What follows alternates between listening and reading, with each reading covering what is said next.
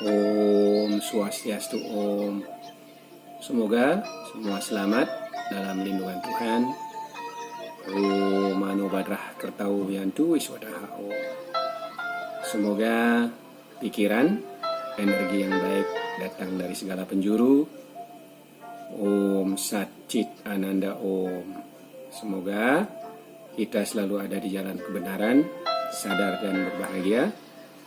Om Lokah Samasta Sukino Bawantu Om. Semoga alam semesta, ruang waktu beserta seluruh isinya rahayu. Apakah reinkarnasi itu sebatas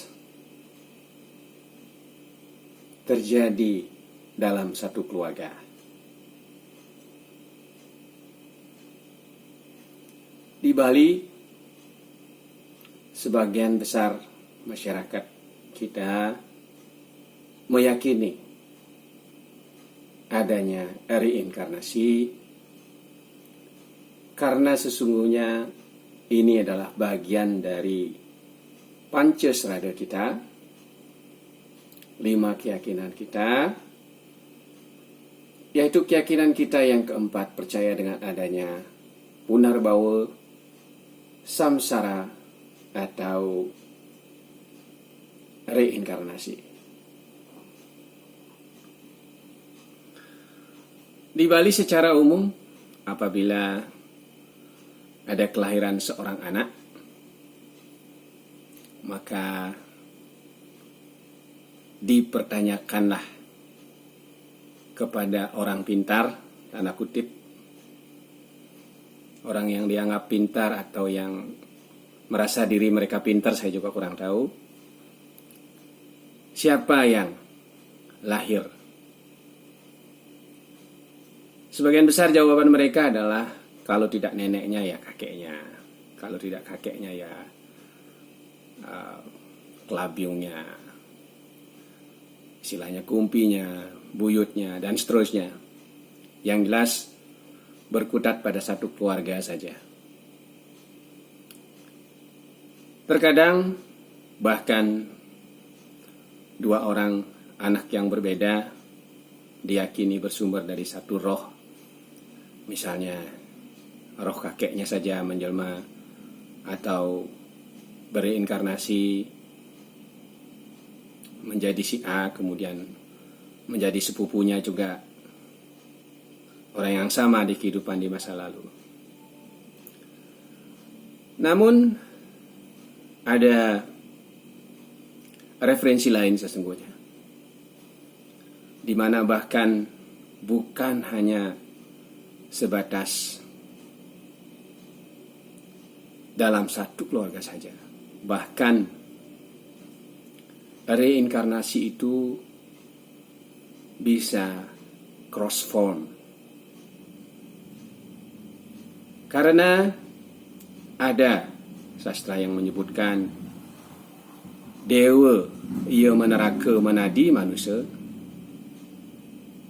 manusia ia meneraka menadi pasuh, pasuh ia meneraka menadi kumedit dan seterusnya. Jadi apabila seorang dewa pun atau betari-betari pun bisa turun sebagai manusia, mengapa ada demigods, manusia setengah dewa? Kemudian manusia bahkan karena perilaku buruknya di masa lalu banyak mengikuti sifat-sifat binatang, tidak memiliki rasa cinta kasih, tidak satyam dalam hidup mereka, menjelma menjadi binatang. Binatang buas, kemudian binatang peliharaan, kemudian menjadi binatang-binatang yang sangat kecil, cacing, ulat, dan seterusnya. Jadi, mengapa kalau dipertanyakan kepada orang pintar jawabannya yang lahir kembali adalah pasti kakek atau nenek dan seterusnya saja. Karena ada logikanya. Apabila sampai si A bertanya kepada orang yang dianggap pintar atau menganggap diri mereka pintar, gitu, which is sebagian besar sebenarnya saya lihat banyak yang hanya berani mengaku diri pintar. Mungkin tidak semua, tapi sebagian besar saya bisa bilang seperti itu. Apabila misalnya si A memiliki seorang anak, kemudian bila ditanyakan, oh ini yang lahir adalah orang Jawa misalnya, mungkin saja orang yang punya anak akan marah. Oh, ada apa istri saya dengan orang Jawa? Atau misalnya dari Jerman ini rohnya yang lahir ke Bali. Wah, jangan-jangan istri saya ada affair dengan orang Jerman dan lain sebagainya. Apalagi kalau misalnya fair-fairan dibilang, wah yang menjelma ini dulu seekor anjing gitu ya, misalnya. Wah, akan sangat marah sekali orang yang memiliki anak tersebut. Jadi yang paling aman disebut adalah ya kakeknya yang turun, yang menjelma kembali neneknya, ya saudara dekatnya, ya seperti itu. Jadi sesungguhnya kalau saya juga lihat fenomena di mana waktu ini ada orang yang masih kecil sangat ingat kehidupannya di masa lalu. Jadi seorang yang terlahir di India, namun dia ingat betul bahwa rumahnya di Sri Lanka. Dia detail ingat istrinya kebetulan masih hidup. Dia ingat anak-anaknya siapa. Jadi sesungguhnya roh itu bisa terlahir sebagai siapa saja, bahkan sebagai apa saja.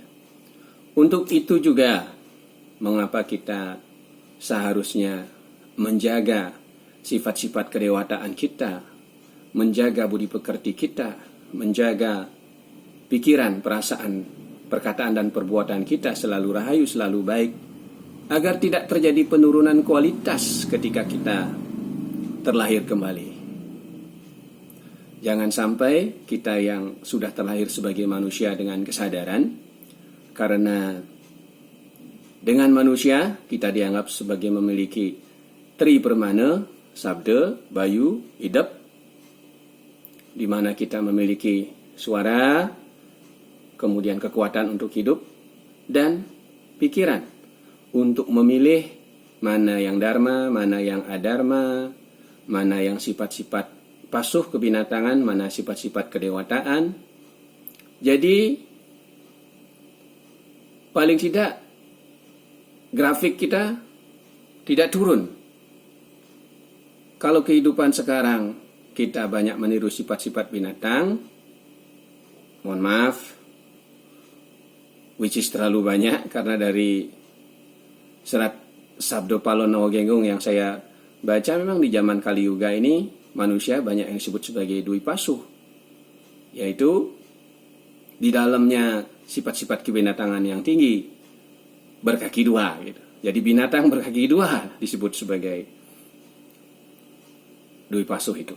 Jangan sampai sebutan itu kita afirmasi dengan perilaku-perilaku adharma kita. Kemudian apabila turun nanti menjadi binatang hanya memiliki dua permana, sabda dan bayu, memiliki suara dan juga kekuatan untuk hidup, dan yang terakhir disebut sebagai eko pramana, dimiliki oleh tumbuh-tumbuhan, hanya bisa bertahan hidup dengan bayu. Jadi sesungguhnya kelahiran kita sebagai manusia bisa memilih apakah kita mau menjadi manusia-manusia berkelahiran laksana dewa di kemudian hari, atau kita memilih turun menjadi binatang. Itu murni pilihan kita. Kalaupun tidak drastis sebagai binatang, nanti dengan menjadi manusia yang misalnya penuh dengan kelemahan-kelemahan dalam diri kita, itu semua murni atas karma kita. Jadi saya berkeyakinan bahwa kehidupan kita sebagai manusia adalah anugerah yang luar biasa. Kita bisa selalu memperbaiki kehidupan kita dengan berkarma yang baik, sehingga di kelahiran-kelahiran kita berikutnya kita menjadi makhluk yang lebih baik. Semoga semua sehat, bahagia, panjang umur, dan sejahtera. Om Santi, Santi, Santi. Om. Semoga semua selalu damai dalam lindungan Tuhan.